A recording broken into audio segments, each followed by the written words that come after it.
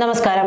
അങ്ങനെ ഈ Hema committee report വന്ന സമയം കൊണ്ട് അതിലെ ചില കാര്യങ്ങളൊക്കെ വളരെ ചർച്ചാ വിഷയമായിരിക്കുന്നത് കൊണ്ട് അതിനിടയിൽ ചില കുൽസിത പ്രവൃത്തികൾ നമ്മുടെ മുഖ്യമന്ത്രി പിണറായി വിജയൻ ചെയ്തിട്ടുണ്ട്. അതിന്റെ പ്രധാനപ്പെട്ട ഒരു കാര്യം എന്ന് പറയുന്നത് ഡോക്ടർ എ ജയതിലകിനെ ധനകാര്യ വകുപ്പ് അഡീഷണൽ ചീഫ് സെക്രട്ടറി ആയിട്ട് നിയമിച്ചിരിക്കുകയാണ്. അതായത് ക്ലിഫ് ഹൗസിന്റെ വിശ്വസ്തനെ തന്നെ ധനകാര്യ വകുപ്പിന്റെ താക്കോൽ ഏൽപ്പിച്ചിരിക്കുകയാണ് മുഖ്യമന്ത്രി പിണറായി വിജയൻ.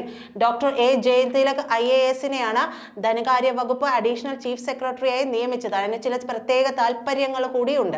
അതായത് മുഖ്യമന്ത്രിയുടെ മകൾ വീണ വിജയന്റെ കാര്യങ്ങളൊക്കെ അറിയാമല്ലോ. ആ വീണ വിജയന്റെ എക്സോലോജിക് കമ്പനിയെ കുറിച്ചുള്ള പരാതിയിൽ വീണയ്ക്ക് അനുകൂലമായിട്ടുള്ള നിലപാടാണ് ജയതിലക് എടുത്തിരുന്നത്. ഇതോടെ പിണറായി കുടുംബത്തിനും ജയതിലക് പ്രിയപ്പെട്ടവനായി. അതുകൊണ്ടാണ് ധനകാര്യ വകുപ്പിന്റെ താക്കോൽ അങ്ങോട്ട് ഏൽപ്പിച്ചു കൊടുത്തത് എന്നർത്ഥം. പിണറായിയുടെ സൂപ്പർ ചീഫ് സെക്രട്ടറി എന്ന പേരിലാണ് ജയതിലക് അറിയപ്പെടുന്നത് തന്നെ. KM എബ്രഹാമിന്റെ അമിത ഇടപെടൽ മൂലം ധനവകുപ്പ് പ്രിൻസിപ്പൽ സെക്രട്ടറി ഡൽഹിയിൽ ഡെപ്യൂട്ടേഷനിൽ പോയ ഒഴിവിലാണ് ജയതിലകിനെ പ്രതിഷ്ഠിക്കുന്നത്. ധനകാര്യത്തിന്റെ ബാലപാഠങ്ങൾ പോലും 3 വർഷമായി മനസ്സിലാക്കാത്ത KN ബാലഗോപാലിനെ പഠിപ്പിക്കലാണ് ഇദ്ദേഹത്തിന്റെ പ്രധാന ജോലി. അതിനൊപ്പം KM എബ്രഹാമിനെ പിണക്കാതെ നിയന്ത്രിക്കുക എന്നൊരു ടാസ്ക് കൂടി കൊടുത്തിട്ടുണ്ട്. KM എബ്രഹാമും ക്ലിഫ് ഹൗസിന്റെ വിശ്വസ്തൻ തന്നെയാണ് കേട്ടോ. ആരാണ് ഏറ്റവും മികച്ച വിശ്വസ്തൻ എന്ന മത്സരമായിരിക്കും ഇനിയിപ്പോൾ എബ്രഹാമും ജയതിലകും തമ്മിൽ നടക്കാനുണ്ടാവുക.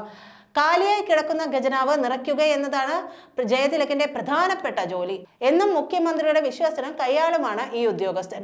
മുട്ടിൽ മരമുറി സമയത്ത് പ്രതിക്കൂട്ടിലായ സർക്കാരിനെ സംരക്ഷിക്കാൻ ചട്ടങ്ങൾ പോലും നോക്കാതെ മുന്നിട്ടിറങ്ങിയാണ് അന്ന് റവന്യൂ പ്രിൻസിപ്പൽ സെക്രട്ടറി ആയിരുന്ന ജയതിലകാണ് മുന്നിട്ടിറങ്ങിയത്.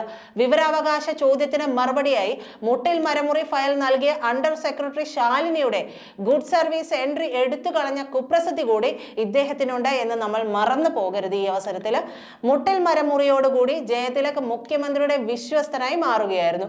അഡീഷണൽ ചീഫ് സെക്രട്ടറി ആയതോടെ സുപ്രധാനമായ നികുതി എക്സൈസ് വകുപ്പിന്റെ തലപ്പത്തായിരുന്നു മുഖ്യമന്ത്രി ജയതിലകിനെ ഇരുത്തിയത്. ഇതുകൂടാതെ അല്ലറ ചില്ലറ വകുപ്പുകളൊക്കെ വേറെയും ഉണ്ട്. സർക്കാരിന്റെ വിവാദമായ മദ്യനയം ജയതിലകിന്റെ സംഭാവനയായിരുന്നു എന്നുള്ളത് നമ്മൾ ഈ അവസരത്തിൽ ഓർക്കേണ്ടതുണ്ട്.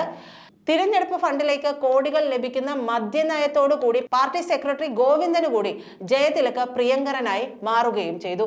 മുഖ്യമന്ത്രിയുടെ മകൾ വീണ വിജയന്റെ മാസപ്പടിയിൽ പ്രതിസന്ധിയിലായ പിണറായി കുടുംബത്തെ വെട്ടിലാക്കി IGST തട്ടിപ്പ് പരാതി മാത്യു ധനമന്ത്രി ബാലഗോപാലിന് നൽകിയപ്പോൾ ഇത് അന്വേഷിക്കാനുള്ള ചുമതല നികുതി വകുപ്പിന്റെ തലപ്പത്തുള്ള ജയതിലകിനായിരുന്നു.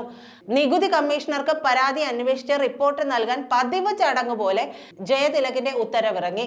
വീണ കർണാടകയിൽ നികുതി അടച്ചെന്നും സ്വകാര്യത മാനിച്ച് വിവരങ്ങൾ പുറത്തു വിടുന്നില്ലെന്നും കാണിച്ച് നികുതി കമ്മീഷണർ റിപ്പോർട്ട് എഴുതി ആ ചാപ്റ്റർ ക്ലോസും ചെയ്തു. വീണയെ രക്ഷിക്കാൻ കച്ചകെട്ടിറങ്ങിയതോടെ പിണറായിക്ക് മാത്രമല്ല പിണറായി കുടുംബത്തിന്റെയും വിശ്വസ്തനായി ജയതിലക് മാറി. ഇതോടെ സെക്രട്ടേറിയറ്റിലെ മുടിചൂടാമണനായി മാറിയ ജയതിലകിനെ തന്നെ ഏറ്റവും കൂടുതൽ പഴി കേൾക്കുന്ന ധനവകുപ്പിൽ എത്തുന്നതോടെ മുഖ്യമന്ത്രിക്ക് പ്രതീക്ഷകൾ ഏറെയുമാണ്.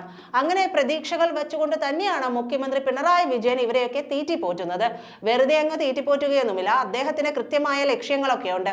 ധനവകുപ്പ് ചീഫ് സെക്രട്ടറി ആകാനായിട്ട് പലരോടും ചോദിച്ചിരുന്നു. പക്ഷേ അവർക്കൊന്നും ഈ തലവേദന പിടിച്ച വകുപ്പിൽ നിൽക്കാനായിട്ട് തലപ്പത്തി വരാനായിട്ട് ആർക്കും താല്പര്യമുണ്ടായിരുന്നില്ല. അവരുടെ പേരുകളൊക്കെ ഇക്കഴിഞ്ഞ ദിവസങ്ങളിൽ പുറത്തു വന്നതാണ്. പക്ഷെ അവർക്ക് ആർക്കും താല്പര്യമുണ്ടായിരുന്നില്ല. ഒടുവിലാണ് തന്റെ വിശ്വസ്തനായിട്ടുള്ള ജയതിലക് IASലേക്ക് മുഖ്യമന്ത്രി പിണറായി വിജയൻ എത്തുന്നത്. ബാലഗോപാലിനെ ഒന്നും മിണ്ടാൻ പറ്റില്ല. മുഖ്യമന്ത്രി തീരുമാനിക്കുന്നു, നടപ്പാക്കുന്നു. ഇനി അദ്ദേഹത്തിന് ഖജനാവ് നിറയ്ക്കുക എന്നുള്ള ജോലി കൂടി കൊടുത്തിട്ടുണ്ട്. ഖജനാവ് ഇങ്ങനെ നിറച്ചു വെക്കുക, ധനമന്ത്രി ഇതിനൊക്കെ ഒപ്പിട്ട് മുഖ്യം പറയുന്നതിനെ മുഴുവൻ ദൂർത്തിന് മുഴുവൻ ഒപ്പിട്ട് കൊടുക്കുക എന്നുള്ള ഒരു പ്രക്രിയ ആയിരിക്കും നടക്കുക. എത്രത്തോളം ജയതിലകിന്റെ മാസ്റ്റർ പ്ലാൻ ഖജനാവ് നിറക്കുന്നതിൽ വിജയകരമായിരിക്കുമെന്ന് കണ്ടു തന്നെ അറിയേണ്ടിയിരിക്കുന്നു. നന്ദി.